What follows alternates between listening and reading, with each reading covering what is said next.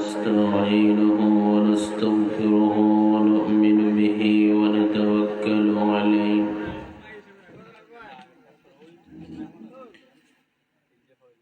ونعوذ بالله من شرور أنفسنا ومن سيئات أعمالنا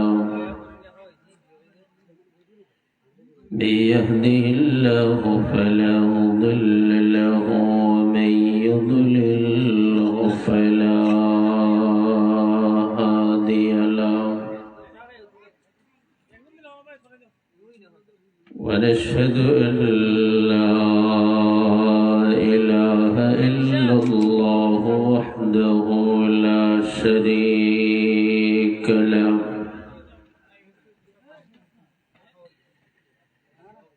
ونشهد أن محمدًا عبده ورسوله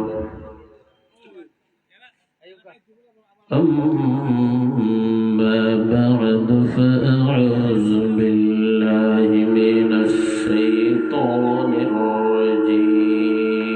الرجيم بسم الله الرحمن الرحيم وقرن في بيوتكن ولا تبرجن تبرج الجاهلية الأولى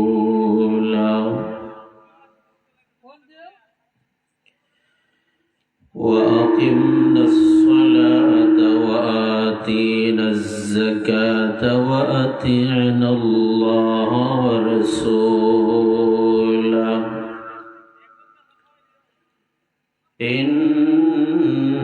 إنما يريد الله ليذهب عنكم الرجس أهل البيت ويطهركم تطهيرا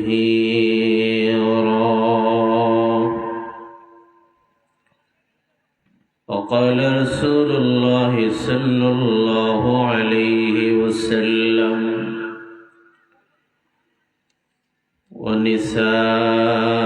ونساء كاسيات عاريات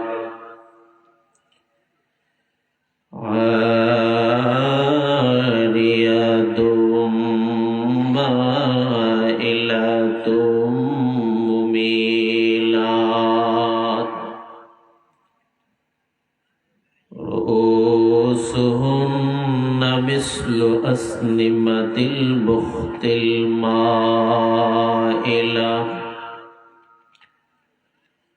لا يدخلن الجنة ولا يجدن ريحها أو كما قال عليه الصلاة والسلام بارك الله لنا ولكم في القرآن العظيم ونفعنا وإياكم بالآيات والذكر الحكيم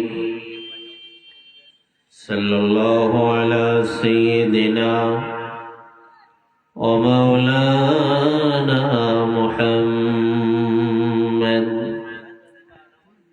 وعلى آله وأصحابه وسلم بلغ العلا بكماله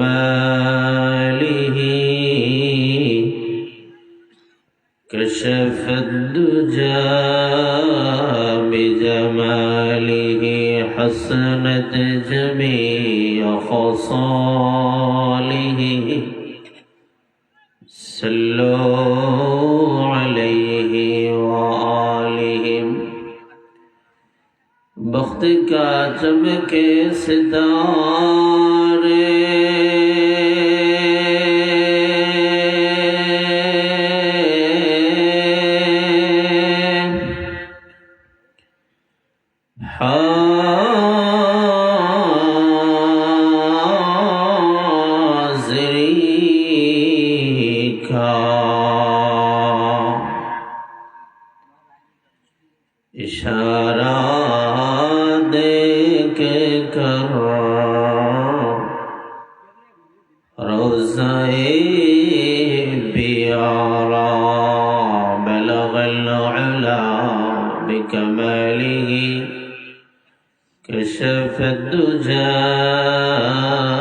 بجماله حسنت جميع خصاله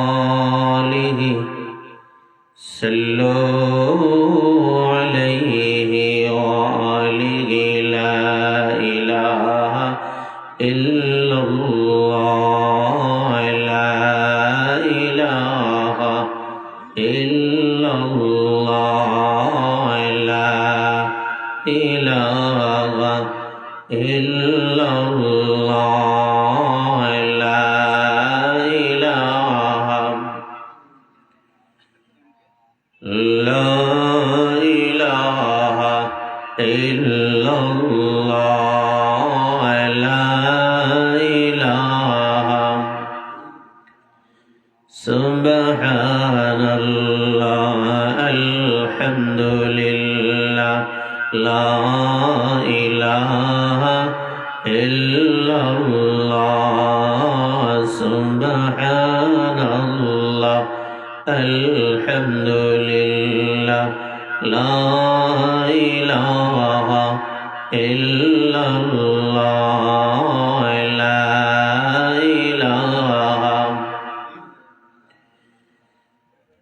لا إله إلا الله لا إله مسلم فکر عقبہ کر اندر عید اٹھا کر پیش مولا سجدہ کر لا الہ الا اللہ لا الہ لا إله إلا الله لا إله توحید یہ تو ہے کو خدا حشر میں کہہ دی اے بندہ دو عالم سے خفا میرے لیے ہے لا إله لا إله إلا الله لا إله إلا الله لا إله إلا الله لا إله لا إله إلا الله لا إله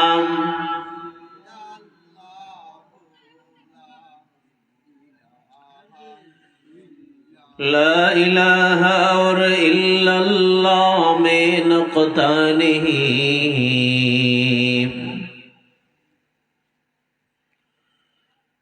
لا الہ اور الا اللہ میں نقطہ نہیں دیکھی یو کیا رمز ہے قدرت کی اس پیغام میں لا الہ لا الہ الا اللہ لا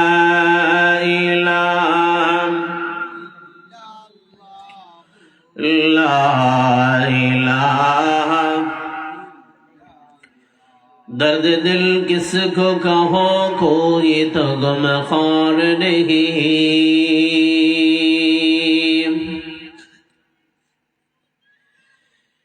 درد دل کس کو کہو کوئی تو غم خوار نہیں اے خدا تیرے سوا کوئی مددگار نہیں اے خدا تیرے سوا کوئی مددگار نہیں از خوف خدا دل میں نہیں غیرت ایمان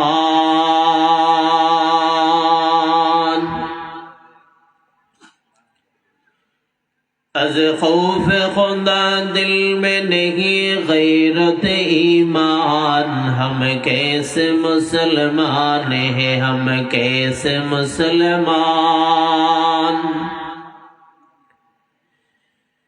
ہم کیسے مسلمان ہیں ہم کیسے مسلمان دنیا کے ہمیں فکر ہے عقبہ کا نہیں جان دنیا کے ہمیں فکر ہے عقبہ کا نہیں جان ہم کیسے مسلمان ہیں ہم کیسے مسلمان ہم کیسے مسلمان ہیں ہم کیسے مسلمان ملا کو جو ہند میں سجدے کے اجازت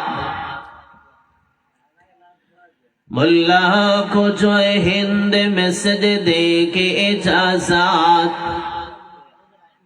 ناداج سمجھتا ہے کہ اسلام ہے آزاد ناداج سمجھتا ہے کہ اسلام ہے آزاد الحمدللہ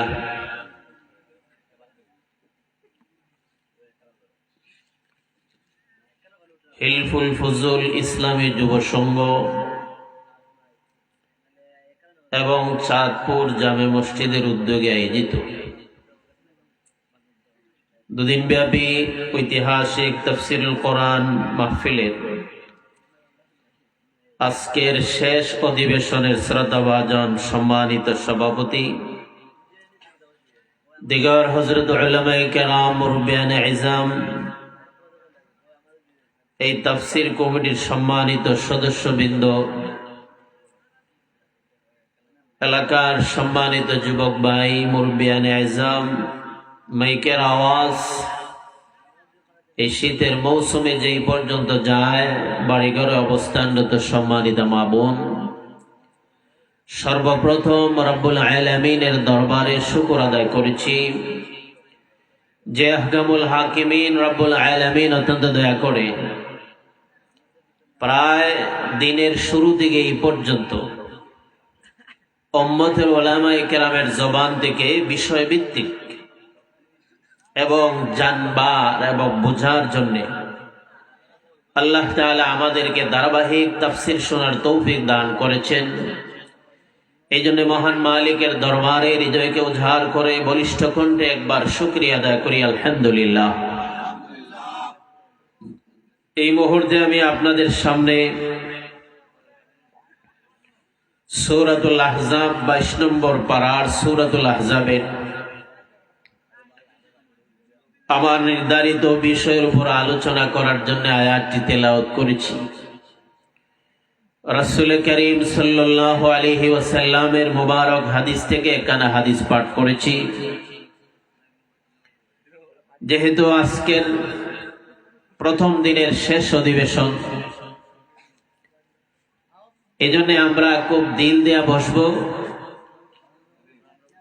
কারণ নবীজি বলেন ইন্নামাল আ'মালু বিল খাওয়াতিম, আমলের নির্ভরশীলতা হয় শেষের উপর। শেষ যদি ভালো হয় জীবনটাই ধন্য। কোন মানুষ আছেন সারা জিন্দেগি সন্ত্রাসী ডাকাতি করেন, মারা যাওয়ার আগ মুহূর্তে অল্প কিছুদিনের জন্য তাবলীগে গিয়া এমন ভালো হয়, এই ভালো অবস্থায় মৃত্যুবরণ করে আল্লাহ তাআলা প্রমাণ হলো তার অতীত জিন্দেগির সমস্ত গুনাহকে মাফ করে দিয়েছেন। আমরা নাম শুনেছি সুনামগঞ্জের বিশিষ্ট ধনী ইয়াসিন মির্জা সারা জীবন অনেক সম্পদের মালিক ছিলেন, বীর বাহাদুরি করেছেন। জীবনের শেষ বয়সে এমন একটি মসজিদ নির্মাণ করলেন, ব্রিটিশ আমলে বাংলার জমিনের শ্রেষ্ঠ মসজিদ এই মসজিদ নির্মাণ করার পরই আল্লাহর বান্দা মারা গেলেন, প্রমাণ হলো আল্লাহ ওই মানুষটাকে মাফ করে দিয়েছে। এজন্য আজকের দিনের যেহেতু শেষের অধিবেশন, আমরা যারাই বসছি, বিষয়টা কঠিন, যদিও বিষয়টা দিনের বিষয়, তারপর আমি যেহেতু চতুর্দিকে মাইক লাগানো আছে, এই জন্য নির্ধারিত বিষয়ের উপরে কথা বলবো। আল্লাহ আমাকে বলা, আপনাদেরকে শোনা এবং বোঝা ও আমল করার জন্য তৌফিক দান করেন, বলিষ্ঠ কণ্ঠে আমিন। আশপাশের যারা আছি, আজকের দিনের শেষ অধিবেশন, এরপরে মাইক বন্ধ হয়ে যাবে। আমরা একটু এই গুরুত্বপূর্ণ সময়ে বসি, ইনশাআল্লাহ আমাদেরও ফায়দা হবে। আর যদি আজকের এই মাহফিল কবুল হয়, তাহলে আল্লাহ তাআলা তো শোনায় সোহাগা করে দিলেন। কারণ এক হাদিসে এসেছে, কিছু মানুষ এক জায়গায় জমা হয়ে যাওয়ার পরে কোন একজন আলোচকের আলোচনা অথবা শুননেওয়ালার শোনা যদি আল্লাহর দরবারে কবুল হয়, আল্লাহ তাআলা মজমুআর ভিতরে যারা আছেন সকলের গুনাহ মাফ করে দেন। আল্লাহ বলেন, কুনু মাগফুরাল লাকুম। ফেরেশতারা বলেন, মালিক, অনেকে বসছিল বয়ান শুনতে, ঠিক আছে, কেহ আসছিল দোকানে ব্যবসা করতে, উনিও হঠাৎ করে ভাবলো যে এখন আর যাওয়ার দরকার নাই, বসি। ওনার তো উদ্দেশ্য ছিল না বয়ান শোনা, তাফসিরে বসা। এই মানুষটাকে আপনি মাফ করলেন। আল্লাহ তাআলা বলেন, আমার দয়া বেশি, আমার অনুগ্রহ অনেক বেশি। মজমুআর ভিতরে একজনকে মাফ করব, আরেকজনকে করব না। আমি আল্লাহর কাছে এটা ভালো লাগে না। এই জন্য যাহাকে মাফ করছি, এই ব্যক্তির উসিলায় এই মজমুআর ভিতরে যারা আছে সবকে মাফ করে দিলাম। আমি আমার আয়াতের ভিতরে ঢুকি। নির্ধারিত বিষয় হলো পর্দা সম্পর্কে আপনাদের সামনে আলোচনা করার জন্য। পর্দা এবং আধুনিক বিষয়, যদিও বিষয়টা জটিল, কিন্তু আল্লাহ তাআলার বড় গুরুত্বপূর্ণ একটা বিধানের নাম হলো পর্দা। নামাজের মতো, রোজার মতো, হজ যাকাতের মতো ফরজ। মোটামুটি নবীর দরবারে কয়েকটা ঘটনার পরিপ্রেক্ষিতে পর্দার বিধান নাজিল হয়। প্রথম নম্বর, হযরত ওমর, বিশিষ্ট সাহাবী, জ্ঞানী মানুষ, মেজাজে ওহী, ওনার মেধা অনেক ভালো, কথাবার্তা পরিষ্কার, যাই বলেন সত্য কথা বলেন, মিশ্রিত কোনো কথা বলেন না। নবীর সামনে যত কথাই বলেছেন পরিষ্কার করে বলেছেন, যার কারণে পয়গম্বর খুশি হইতেন।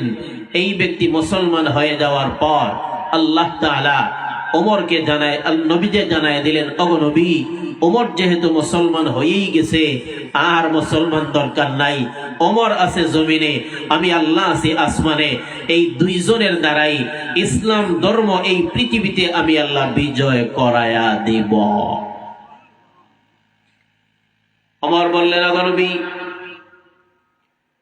আপনার ঘরে নানান রকমের মানুষ ঢুকে, সবার মন মেজাজ ভালো না, নিয়ত ভালো নয়। সব মানুষ আপনার ঘরে ঢুকে, সব মানুষ একরকম নয়। মসজিদে মুসল্লি ঢুকে নামাজ পড়ার জন্য, সব মুসল্লির নামাজ একরকম নয়। কাহারো নিয়ত মসজিদ কেমন সুন্দর, কাহারো নিয়ত সুবহান রাব্বিয়াল আ'লা, পিছনে কোন মুসল্লির জুতাটা ভালা, এই ধরনের নিয়ত মাঝে মাঝে হয়। সব মুসল্লির নিয়ত একরকম হয় না। জুনায়েদ বাগদাদি এক সফর করতে করতে এক এলাকায় গেছেন। এই জায়গায় যাওয়ার পর নামাজের সময় হয়ে গেল। এই সময় জুনায়েদ বাগদাদির যিনি খাদিম, ওনাকে বললেন, ও খাদিম, নামাজের সময় হয়েছে, জামাতে নামাজ পড়ব, মানুষ তো নাই, শুধুমাত্র তুমি আর আমি, আশপাশে কোনো মানুষ আছে কিনা একটু গিয়া দেখো না। এই খাদিম গিয়া দেখলেন একজন মেস্তরি ভাই, রাজমেস্তরি মানুষ, কাঠমেস্তরি মানুষ, এই ধরনের কাজ করেন। উনি কাজ করতেছেন, বললেন ভাইজান দেখতে তো মুসলমান মনে হয়, আপনি নামাজ পড়বেন না? অবশ্যই নামাজ পড়বো। বলে জুনায়েদ বাগদাদি আপনার জন্য অপেক্ষা করতেছেন, আসেন নামাজ পড়বেন। এই কাঠমিস্ত্রি জুনায়েদ বাগদাদির কথা শুনে লাফ মাইরা কাজ বন্ধ কইরা ওনার হাত রাখিয়া দৌড় মারলেন, চলেন জুনায়েদ বাগদাদি, সারা জিন্দেগি নাম শুনেছি, কোনোদিন দেখতে পাই না, আজকে দেখতে পাবো, চলে যাই। এই কথা বলেই জুনায়েদ বাগদাদির কাছে আইসা বললেন, আপনি জুনায়েদ বাগদাদি? বলে হ্যাঁ আমি জুনায়েদ বাগদাদি, আপনার পিছনে নামাজ পড়ার জন্য আসছি, চলেন নামাজ শুরু করেন। তো জুনায়েদ বাগদাদি বললেন, আপনি ওযু টুজু করবেন না? ওযু না ছাড়া নামাজ কিভাবে হয়? জুনায়েদ বাগদাদি এই প্রশ্ন করার পরে মিস্ত্রি জবাব দিলেন, জুনায়েদ এতদিন তো নাম শুনেছিলাম আপনি আল্লাহর ওলি হবেন, কিন্তু আজকে তো আমার সন্দেহ হইতেছে। জুনায়েদ বললেন, আমি কি অপরাধ করলাম? বলেছি ওযু করার জন্য, তুমি ওযু করলা না, আমি কি অপরাধ করলাম? ওই মিস্ত্রি বললেন, জুনায়েদ আজ তোমার মুখ থেকে শুনলাম কোন মুসলমান ওযু ছাড়া তাকে, আজকে তোমার জবান থেকে শুনলাম। সুবহানাল্লাহ বলেন। মিস্ত্রি বুঝাইলেন, এই এলাকার কোন মুসলমান কোন দিন ওযু ছাড়া তাকে না। জুনায়েদ বাগদাদি খাদিমকে বললেন, এই মিস্ত্রি তো বড় গরম মিস্ত্রি, না রে আমি নামাজ পড়াবো না, মিস্ত্রি নিজেই নামাজ পড়াবে। জুনায়েদ বাগদাদির মতো মানুষ, বিশ্ববিখ্যাত ওলি, বিশ্ববিখ্যাত আলেম, যিনি জন্মের পর থেকেই বুজুর্গ ছিলেন, আল্লাহর ওলি ছিলেন, বালিগ হওয়ার আগ থেকেই জুনায়েদ বাগদাদি আল্লাহর ওলি ছিলেন, এমন মানুষ। এই জুনায়েদ বাগদাদি বললেন, আমি নামাজ পড়াবো না, এই মিস্ত্রি আজকে নামাজ পড়াবে, আমি মুক্তাদি হয়ে ওনার পিছনে নামাজ আদায় করব। কথা যেই কথা সেই কাজ, মিস্ত্রি নামাজ শুরু করলেন। সুবহানাল্লাহ, এই যে নামাজ শুরু করছেন, নামাজের কোনো তাল নাই, বেতালের নামাজ, কোন সময় রুকু লম্বা, কোন সময় সাজদা লম্বা, কোন সময় কেরাত লম্বা, কোন সময় বসা লম্বা। আশ্চর্য হয়ে গেলেন। নামাজ শেষ হয়ে যাওয়ার পরে জুনায়েদ বাগদাদি বললেন, মিস্ত্রি ভাই, ভাবছিলাম তুমি ভালো মানুষ হবে, ভাবছিলাম তুমি আলেম হবে, কিন্তু এমন তরিকায় নামাজ পড়ছো, নামাজের কোনো মডেল নাই, নামাজের কোনো নিয়ম নাই, নামাজের কোনো তরিকা নাই, কোন সময় রুকু লম্বা, কোন সময় সাজদা লম্বা, কোন সময় কেরাত লম্বা। এই ধরনের নামাজ আমি তো জীবনে কারো পিছনে পড়ি নাই, আজকে তোমার পিছনে পড়লাম। মিস্ত্রি বললেন, জুনায়েদ আমি তো আলেম নয়, আমি বুজুর্গ নয়, আমি সাধারণ একজন মানুষ, আমার নামাজের কোনো তাল নাই, আমার নামাজের কোনো বাইল নাই, আমার নামাজের কোনো মিল নাই, আমার পিছনে নামাজ পড়া তো মজা পাইবা না। জুনায়েদ কথাবার্তার ডং বুঝা ভাবলেন, না এটা সাধারণ কোনো মানুষ না। জুনায়েদ বললেন, বাবারে সত্যি করে বলো তুমি এই ধরনের নামাজ কেন পড়লা? মিস্ত্রি জবাব দিলেন, জুনায়েদ শোনো, আমি মূর্খ মানুষ, আমি আলেম নয়, আমি বুজুর্গ নয়, কিন্তু যেই মাত্র নামাজে দাঁড়াই আমি আলেমদের জবান থেকে শুনেছি, বান্দা যখন বলে আলহামদুলিল্লাহি রাব্বিল আলামিন, আল্লাহ তাআলা বলেন হামিদানি আব্দি, আমার বান্দা প্রশংসা করতেছে, কিন্তু বান্দা এটা শোনে না। ও জুনায়েদ, আমি যখন আলহামদুলিল্লাহ বলি, আল্লাহ যে হামিদানি আব্দি বলেন, যতক্ষণ আমার কানে এই আওয়াজ আসে না ততক্ষণ পর্যন্ত আমি সামনের দিকে যাই না। রুকুতে যাওয়ার পরে আমার দিল যখন সাক্ষী দেয় আমার রুকু আল্লাহর দরবারে কবুল হয়েছে, তখন আমি রুকু থেকে উঠি। দাঁড়ানোর পরে যখন আমার দিল সাক্ষী দেয় আল্লাহর দরবারে আমার দাঁড়ানো কবুল হয়েছে, তখন আমি সাজদাতে যাই। জুনায়েদ বাগদাদি বললেন, খাদিম রে, এটা মিস্ত্রি না রে, এটা সাধারণ মানুষ না রে, আমাকে শিক্ষা দেওয়ার জন্য আল্লাহ মনে হয় ফেরেশতার মতো কোন মিস্ত্রিকে আমার সামনে প্রেরণ করেছেন। আল্লাহু আকবার, জোরে বলেন না। সব মুসল্লি একরকম হয় না, সব শ্রোতাও একরকম হয় না, সব মানুষ সমান হয় না। ওয়াজের শুরু হোক আর শেষ হোক এটা কোনো বিষয় না, কোন সময় কবুল হবে জানেন কে? আল্লাহ। এবার আমার বিষয়বস্তুর ভিতরে যাই। ওমর বললেন, নবী গো, সব ধরনের মানুষ আপনার ঘরে আসে, কারণ আপনি তো নবী, আর নবীর দরবারে সবাই তো আসবে, এটাই তো নিয়ম। ওগো পয়গম্বর, এখন আপনার বিবি এরা বিশ্ব সুন্দরী, আপনার বিবিরা এরা অত্যন্ত ভালো মানুষ, এরা আল্লাহর প্রিয় মানুষ, যাদেরকে আল্লাহ নির্বাচন করেছেন শুধুমাত্র আপনার বিবি হওয়ার জন্য। এক সময় আল্লাহর পয়গম্বর এদেরকে তালাক দেওয়ার জন্য নিয়ত করেছিলেন। আল্লাহ তাআলা বললেন, না না, এদেরকে বিবি বানাইছি, আপনার বউ বানাইছি, আপনি নিজে বানান নাই, স্বয়ং আমি আল্লাহ নির্বাচন করেছি। সুবহানাল্লাহ বলেন। খাদিজা রাদিয়াল্লাহু তাআলা আনহা বিদায় হয়ে যাওয়ার পরে, ইন্তেকাল হয়ে যাওয়ার পর, নবীজি রাহমাতুল লিল আলামিন খাদিজা দুনিয়া থেকে চলে যাওয়ার পরে, ওনার প্রাণপ্রিয় চাচা আবু তালিব দুনিয়া থেকে বিদায় হয়ে যাওয়ার পর, নবীজি এমন চিন্তিত হয়ে গেলেন, নবীজি এত পেরেশানি হয়ে গেলেন। আল্লাহ তাআলা ওই সময় আমার নবীকে দুইটা নিয়ামত দিয়েছেন। প্রথম নম্বর নিয়ামত, আমার আল্লাহ তাআলা জিবরাইলকে পাঠায়া বললেন, জিবরাইল, আমার হাবিবের দরবারে যাও, আমার হাবিবকে জানায় দাও, আমি আল্লাহ তাআলা আমার হাবিবকে এত পেরেশানির ভিতরে রাখবো না, এই পেরেশানি দূর করার উত্তম একটা ব্যবস্থা করেছি। আমার হাবিবকে জমিন থেকে উঠাইয়া আরশে আজিম পর্যন্ত আনাইয়া আসমানের উপরে কে আছে, জান্নাত এবং জাহান্নামে কে আছে, সবগুলি দেখাইয়া দেখাইয়া আমার হাবিবকে সান্ত্বনা দিব। যাও। আল্লাহ তাআলার আদেশে জিবরাইল নবীজির দরবারে আগমন করিয়া জিবরাইল এসে বললেন, আগো নবী, আপনার বিবি মারা যাওয়ার পর, আপনার চাচা দুনিয়া থেকে বিদায় হয়ে যাওয়ার পর আপনি পেরেশানি গো পয়গম্বর, এই জন্য আল্লাহ তাআলা আপনাকে সান্ত্বনা দিবেন। আগো নবী শোনো, মহান আল্লাহ তাআলা আপনাকে ওই আরশে আজিমের মেহমান বানায়া দিবেন। সুবহানাল্লাহ। দুই নম্বর, বিবি দুনিয়া থেকে বিদায় হয়ে যাওয়ার পর আবু বকর, জি আবু বকরের ভালোবাসা, নবীর জন্য আবু বকরের ভালোবাসা তার কোনো তুলনা হয় না। এই আবু বকরের একটা মেয়ে আছে, এই মেয়েটার নাম হলো আম্মা জান আয়েশা সিদ্দিকা রাদিয়াল্লাহু তাআলা আনহা। আবু বকর মনে মনে ভাবলেন, আমার বন্ধুর বড় পেরেশানি, এই জন্য পেরেশানি দূর করা দরকার। আবু বকর মনে মনে ভাবলেন, প্রথম নম্বর পেরেশানি দূর করার প্রথম নম্বর কৌশল হলো আমার মেয়েটা পয়গম্বরের হাতে উঠে দিব, অর্থাৎ আমার মেয়ে আমার হাবিবের বিবি বানায় দিব। কিন্তু এই মেয়েটার বয়স একেবারে কম, বয়স মাত্র 6 বছর। এই 6 বছরের সময় তো আর বিয়া শাদী দেওয়া যায় না। কিন্তু আবু বকর নিয়ে হলো, এই মেয়েটা যদি আমার বন্ধুর ঘরে পাঠাইতে পারি, আমার বন্ধু যদি বিয়া শাদী করেন, পেরেশানি হালকা দূর হয়ে যাবে।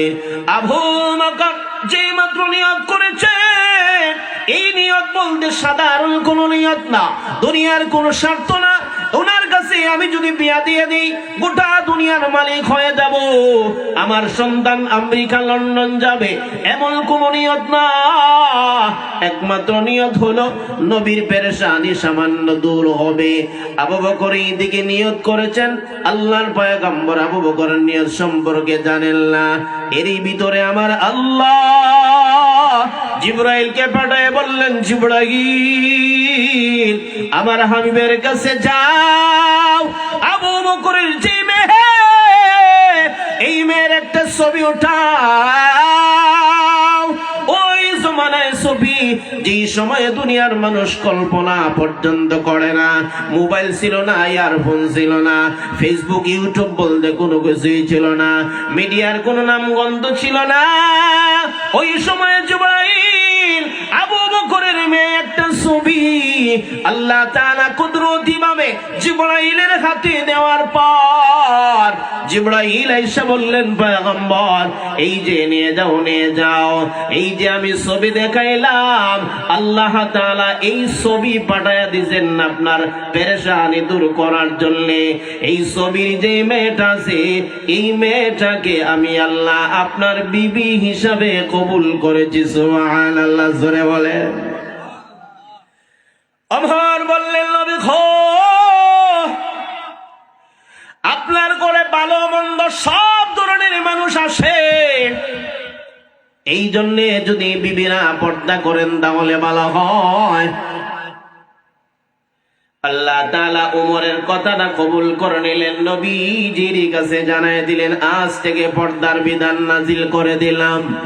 2 নম্বর হলো, নবীজি এক সময় কোন একটা কারণে যায়েনব বিনতে জাহাশ রাদিয়াল্লাহু তাআলা আনহা, নবীজির একজন বিবি, ওনাকে বিয়া শাদী করার পরে ওলিমার অনুষ্ঠান করলেন পয়গম্বর।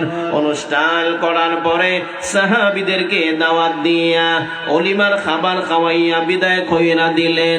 কিন্তু কয়েকজন সাহাবী যেহেতু নবীর ঘরে আসছেন, এই জন্যে তাড়াতাড়ি বাইর হইতে মন চায় না। এরা গল্প গুজারে আরম্ভ হয়ে গেল। অনেক দেরি হয়ে যাওয়ার পরে নবীর বড় কষ্ট হইতেছে। নতুন বিবির সাথে নবীজি সালাম মুসাফা করবেন, ভালো মন্দ জিজ্ঞাসা করবেন, কিন্তু এই সাহাবীরা বাহির হইতেছেন না। এই মুহূর্তে আল্লাহ তাআলা পর্দার বিধান নাজিল করলেন। ওগো নবীজি, আজ থেকে পর্দার বিধান নাজিল হয়ে গেল। সাথে সাথে পয়গম্বর মাঝখানে পর্দা দিয়ে দিলেন, আল্লাহর বিধানটা কার্যকর হয়ে গেল। 3 নম্বর হলো, ওই মদিনা শহরে যাওয়ার পরে মদিনার কিছু মুনাফিকেরা মুসলমান হয়ে যাওয়ার পরে এখন কিভাবে মুসলমানদের ভিতরে শয়তান ঢুকানো যায়, কিভাবে সন্দেহ ঢুকানো যায়, মুসলমানদের সুন্দরী নারীদেরকে দেখার জন্য বিভিন্ন ফন্দি কিভাবে আটকানো যায়, এই চিন্তা করিয়া করিয়া গোটা মদিনায় ষড়যন্ত্র করতেছে। ওই সময় আমার আল্লাহ তাআলা নবীজির দরবারে আয়াত নাযিল করে জানায় দিলেন, নবী, মুনাফিকদের হালত আপনি জানেন না, আমি আল্লাহ তাআলা জানি। এই জন্য আজ থেকে কিয়ামত পর্যন্ত আমার পবিত্র মুমিনাত, পবিত্র নারী অর্থাৎ পবিত্র মুসলমান নারীদেরকে পবিত্র রাখার জন্য আজ থেকে আমি আল্লাহ আপনার উম্মতের নারী পুরুষের উপর পর্দার বিধান ফরজ করে দিলাম। পর্দার বিধান নাজিল হয়ে গেল। আর এটা তাহকিকি আলোচনা, যেটা গভীর আলোচনা, যেটা এটা এই মুহূর্তে এখন করলে আপনারা সহজে বুঝবেন না, আমারও কষ্ট হবে। এই জন্য আমি ভাষা হিসাবে কিছু কথা রাখবো ইনশাআল্লাহ। 2 নম্বর আসেন, এরপরে বিধান নাজিল হয়ে যাওয়ার পরে আল্লাহ নবী সাহাবীদেরকে বললেন, আজ থেকে পর্দার বিধান নাজিল হয়ে গেল। কোন বেগানা পুরুষ কোন বেগানা নারীর সামনে যাইতে পারবে না। প্রয়োজন মতো যদিও যাওয়া লাগে পর্দার সহিত যাইতে হবে, কথাবার্তা বলতে পারবেন না। যদিও কথাবার্তা বলেন কর্কর ভাষায় কথা বলতে হবে। আর তারপর যদি দরকার হয় প্রয়োজনে কথা বলতে পারবেন, প্রয়োজন ছাড়া বেগানা পুরুষ বেগানা নারীর সাথে কথাবার্তা বলতে পারবেন না। আল্লাহ তাআলা উম্মতে মুহাম্মাদীর নারী এবং পুরুষের উপর এই পর্দার বিধান কেন আল্লাহ দিলেন? আল্লাহ হলেন পবিত্র, আর আল্লাহ পবিত্র জিনিসকে পছন্দ করেন। আয়াতের শেষে আল্লাহ বলেন, ওয়া ইউতাহহিরুকুম তাতহীরা, আল্লাহ তোমাদেরকে পবিত্র করার জন্য।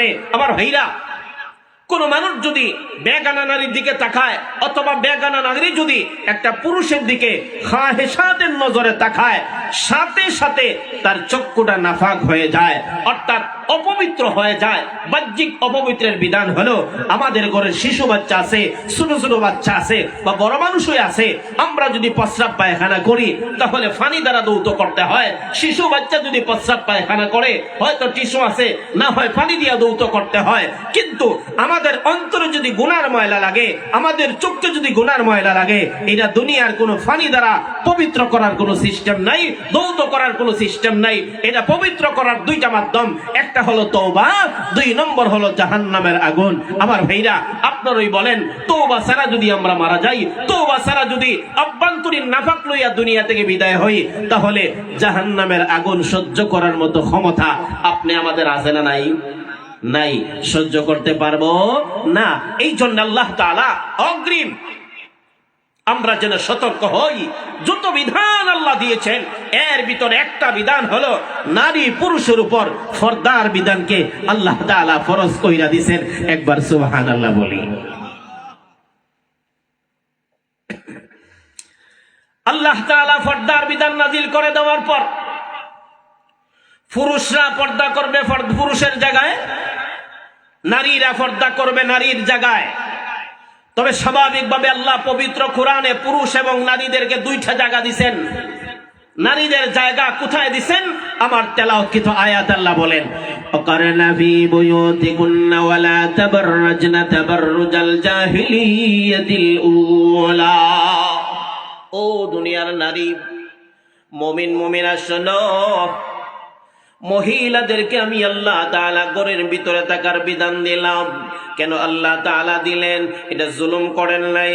মহিলা যদি আমাদের মতো ঘর থেকে বাহির হয়ে যায়, মাঠে ঘাটে যায়, বিদেশ বাড়িতে যায়, অথবা কোম্পানিতে কাজ করে, তাহলে আমাদের হেল্প হবে, রাষ্ট্র উন্নত হবে। আল্লাহ তাআলা কি আমাদের যদি কম বুঝেন? না না না, বেশি বোঝেন। তাহলে আল্লাহ তাআলা কেন বললেন, ও মুমিন নারীরা তোমরা ঘরের ভিতরে থাকো? আর পুরুষদের বেলায় আল্লাহ তাআলা বলেন, ফাইদা কুদিয়াতিস সালাতু ফান্তাশিরু। দুনিয়ার পুরুষেরা শুনো, আল্লাহর বিধান নাজিল, আল্লাহর বিধান পালন করার পরে, আল্লাহর বিধান হলো 5 ওয়াক্ত নামাজ পালন করার পরে রুজির জন্য বাহির হয়ে যাও, ব্যবসার জন্য বাহির হয়ে যাও, প্রবাসের জন্য বাহির হয়ে যাও, চাকরি বাকরির জন্য বাহির হয়ে যাও। এটা হলো তোমাদের জায়গা। মহিলার জায়গা কোথায়? আমার আল্লাহ বলেন, ওয়াকারনা ফি বুয়ুতিকুন্না। দুনিয়ার নারীরা গো, তোমরা তাকমা ঘরের ভিতরে। কেন আল্লাহ এই বিধান দিলেন? তার কয়েকটা কারণ। 1 নম্বর কারণ হলো মহিলাদের কিছু আলাদা দায়িত্ব আছে, এই দায়িত্বগুলি আমরা আদায় করতে পারি না। 1 নম্বর দায়িত্ব, সন্তান নেওয়ার মতো ক্ষমতা এটা দুনিয়ার কোন পুরুষের নাই, একমাত্র আছে মহিলাদের। ঠিক না বেটি? সন্তান, আচ্ছা বলেন, দুনিয়ার কোন পুরুষ মিল্লা যদি বলে না না সারা জীবন তারা নিছে, এই বছর আমরা একবার নেই না, আমরা একটা নিলাম, পারবেন? সম্ভব? 2 নম্বর, সন্তান ভূমিষ্ঠ হওয়ার। আচ্ছা বলেন তো, সন্তান যদি মহিলার গর্ভে যায়, মহিলা যদি গর্ভবতী হয়, এই মহিলা ঘরের ভিতরে থাকা ভালো না বাহিরে যাওয়াটা ভালো? হ্যাঁ, ঘরের ভিতরে থাকাটা ভালো। 2 নম্বর, সন্তান যে সময় দুনিয়াতে আসে, অর্থাৎ ভূমিষ্ঠ হওয়ার সময়, আচ্ছা দুনিয়ার কোন পুরুষ এটা কি বলতে পারবে যে সারা জীবন তো আপনি 10টা দিচ্ছেন, আমি একটা দিয়ে একটু দয়া করেন, এই বছরের বাচ্চাটা আমি একটু ভূমিষ্ঠ কইরা দেই, প্রসব কইরা দেই? কিয়ামতের আগে সম্ভব? আচ্ছা বলেন, এই সন্তান ভূমিষ্ঠ যেই জায়গায় হয়, এটা কি মাঠে ভালো না ঘরের ভিতরে ভালো? ঘরের ভিতরে ভালো। 3 নম্বর, সন্তান ভূমিষ্ঠ হওয়ার পর 2 বছর যেই দুধ পান করাইতে হয়, বলেন তো এই দুধ একতরফা নাকি 2 তরফা? একতরফা। স্বামী স্ত্রী 2 জন মিল্লা কি বাচ্চারে দুধ পান করান না শুধুমাত্র বিবি? বিবি। বলেন, আপনাদের এলাকা দিয়া কোন পুরুষকে এই কথা বলছেন, বলে সারা জীবন আপনি দুধ পান করাইছেন, এই বছর থেকে আমি পান করাবো, অসুবিধা নাই? সম্ভব? এখন বলেন, এই দুধ পান করানি রাস্তাঘাটে ভালো, সুবিধা বেশি না ঘরের ভিতরে সুবিধা বেশি? ঘরের ভিতরে সুবিধা বেশি। এই মাত্র 3টা বললাম, বাচ্চা নেওয়ার মতো সুবিধা ঘরের ভিতরে বেশি, ভবিষ্যৎ করার মতো সুযোগ সুবিধা ঘরের ভিতরে ভালো, বাচ্চাকে দুধ পান করানোর মতো সুবিধা ঘরের ভিতরে ভালো। এরপরে আল্লাহ পর্দার বিধান দিয়া বললেন, ওগো মা, ওগো নারী, ঘরের ভিতরে থাকো, কারণ তোমার দায়িত্ব হলো এই তিনটা, পৃথিবীর কোন পুরুষ নিতে পারবে না, কারণ কুদরতি ভাবে আমি আল্লাহ দেই নাই। সন্তান যেই সময় ভূমিষ্ঠ হয়, আমরা যত মেহনত করি না কেন, বলতে পারেন হুজুর মাথার গাম পায়ে ফেলে দিয়া সারাদিন মেহনত করিয়া বাসায় নিয়ে যাই, বিবি যদি আমার কথা শোনে না, ওই বিবি যদি আপনি গিয়া দেখেন ঘরের বাহিরে, আপনার মন মেজাজ ভালো থাকবে না, আপনার মন মেজাজ একদম পরিবর্তন হয়ে যাবে, বিবির প্রতি আপনার বিদ্বেষ শুরু হয়ে যাবে, ওই বিবিকে আপনি রাখবেন না, তালাক দেওয়ার মতো সিদ্ধান্ত নিয়ে ফেলবেন। কিন্তু ওই বিবি আপনি ঘরে যাওয়ার পরে যদি বলে আসসালামু আলাইকুম স্বামী আমার, এরপরে গরম পানি রেডি কইরা দেয়, এরপরে গামছা রেডি কইরা দেয়, এরপরে বলে স্বামী আমার আপনার চাহিদার যে খাবার আছে এই খাবার আমি তৈরি করে রাখছি, আপনি টেনশন করবেন না, এই যে আপনি বসেন আপনার জন্য আমি খাবার দিলাম, এই খাবার গ্রহণ করি আমি আপনার খেদমত করি, আপনি ঘুমিয়ে যান।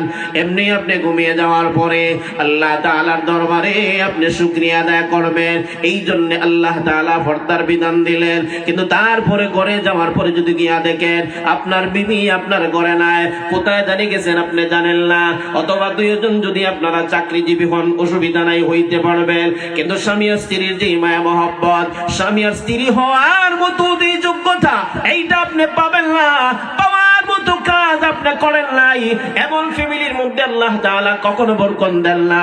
কারণ আল্লাহ তাআলার ওয়াদা, আল্লাহ তাআলার ঘোষণা, ওয়াকারনা ফি বুয়ুতিকুন্না ওয়ালা তাবাররাজনা, এই নারীরা শোনো তোমরা ঘরের ভিতরে থাকবা, আমি আল্লাহ তাআলা পর্দার বিধান দিলাম। কেন আমি আল্লাহ বিধান দিছি? তিনটা দায়িত্ব তোমরা এককভাবে আদায় করতে হবে, কারণ এককভাবে আদায় করার পর তোমাদেরকে আমি আল্লাহ ঠগাই নাই, মা হওয়ার মতো যোগ্যতা আমি আল্লাহ দান করেছি। ওই সন্তান যদি বড় আলেম হয়, তুমি মা হইয়া আলেমের সওয়াব পেয়ে যাইবা। ওই সন্তান যদি শহীদ হয়ে যায়, তুমি মা হইয়া শহীদের সওয়াব পেয়ে যাইবা। এই সন্তান যদি হাফেজে কোরআন হয়ে যায়, তুমি মা হইয়া হাফেজে কোরআনের সওয়াব পেয়ে যাইবা। অর্থাৎ আমি আল্লাহ এমন একটা সুন্দর সিস্টেম চালু কইরা দিলাম, তুমি শুধুমাত্র সন্তান হওয়ার মতো যোগ্যতা অর্জন করবা, আর ওই দুনিয়াতে যত পদ পদবী আছে আমি আল্লাহ তাআলা এই সম পরিমাণ মর্যাদা দুনিয়া পরকালে তোমাকে দিয়ে দিব। সুবহানাল্লাহ। আল্লাহ তাআলা পর্দার বিধান দিলেন, আমার ভাইরা নারীদেরকে ঠকান নাই, আমাদের উপর জুলুম করেন নাই। আল্লাহু আকবার। কিছুদিন আগে আমেরিকার শিকাগো ইউনিভার্সিটির ডিএনও একটা বিষয় আছে, যদি একটা ছেলে যদি আপনি দাবি করেন এইটা আমার ছেলে, আর ছেলে যদি বলে না না আমি আব্বা চিনি না, অথবা বাবাই যদি বলে না না, ওই ছেলে যদি বলে আমার বাপ নাই মা নাই আমি চিনি না, তখন সময় পরিচয় পাওয়ার জন্য ডিএনও একটা পরীক্ষা করতে হয়। আল্লাহ তাআলার বিধান দিয়েছেন আমার ভাইরা, এই ডিএনও পরীক্ষা কইরা কিছুদিন পূর্বে, অত বছর 1.5 বছর হবে, আমেরিকার শিকাগো ইউনিভার্সিটির সবচাইতে বড় প্রফেসর, উনি যখন ডিএনও পরীক্ষা করার বৈজ্ঞানিক হলেন, অর্থাৎ প্রফেসর হলেন, বিজ্ঞ হলেন, এই বিষয় সম্পর্কে জানলেন, তখন উনি মনে মনে সিদ্ধান্ত নিলেন যে সবার আগে আমার ঘরেই পরীক্ষা করো।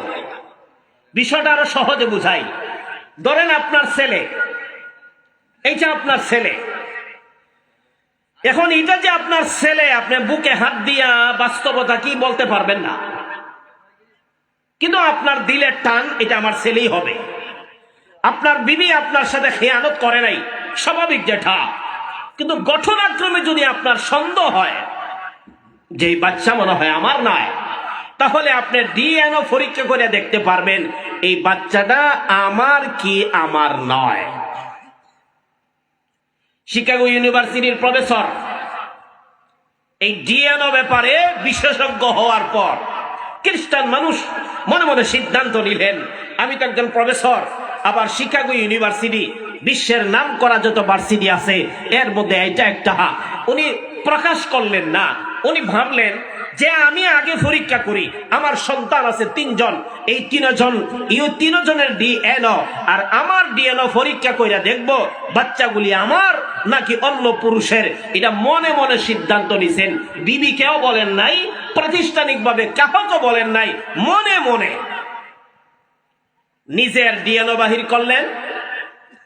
আর উনার 3 বাচ্চার ডিএনএ পরীক্ষা কইরা দেখলেন আস্তাগফিরুল্লাহ, একটা বাচ্চাও উনার নিজের নয়। বর্তমান দুনিয়ার ইউরোপ, আমেরিকা, ফ্রান্স, ব্রিটেন সব দেশের একই হালত। আল্লাহর মেহেরবানি আমরা গরিব হইতে পারি, মুসলিম দেশ গরিব হইতে পারে, কিন্তু এই ব্যাপারে মুসলমান এমন পাক পবিত্র। আজ থেকে 200 বছর আগে ব্রিটিশ আমলে এক সময় দিল্লি বৃষ্টি বন্ধ হয়ে যায়, বন্ধ হয়ে যাওয়ার পরে ব্রিটিশ সরকার কি করবেন কিনা, কারণ আধুনিক কোনো ব্যবস্থা নাই, এই জন্য মুসলমান যারা আছে সবাইকে বললেন আপনাদের শুনেছি যে সলাতুল ইস্তেসকা নামাজ পড়লে বৃষ্টি হয়, মেহেরবানি করে একটু নামাজটা পড়েন না। দিল্লির ইমাম সাহেব তখন যিনি ছিলেন উনি বললেন অসুবিধা নাই, আগামীকালকে নামাজ পড়া হবে। এলান করা হলো, ঘোষণা দেওয়া হলো, হাজার হাজার মানুষ জমাত হয়ে গেল, চতুর্দিকে বৃষ্টি নাই। এখন নামাজ পড়ানো হলো, নামাজ পড়লেন, দোয়া করলেন, কিন্তু বৃষ্টির কোনো চিহ্ন দেখা যাইতেছে না। ইমাম সাহেব দীর্ঘ সময় মুনাজাত করলেন, আমিন আমিনের আওয়াজ হইল, কিন্তু বৃষ্টি হইতেছে না, বৃষ্টি হইতেছে না, হইতেছে না। 1 দিন 2 দিন 3 দিন হয়ে গেল, বৃষ্টি হইতেছে না।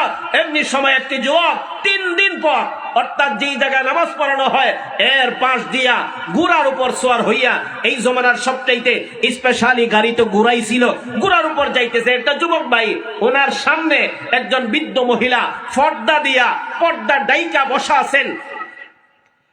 এরা নামাজ পড়া দোয়া করতেছে, আমিন আমিন বলতেছে, সবাই কান্নাকানি করতেছে। এই যুবক দূর থেকে আবার শুই না গুড়া রাইকা, মাকে রাইকা এদের কাছে আইসা বললেন, কেন আপনারা কান্নাকাটি করেন, কেন আপনারা কি করতেছেন, কেনই বা কান্দেন? ইমাম সাহেব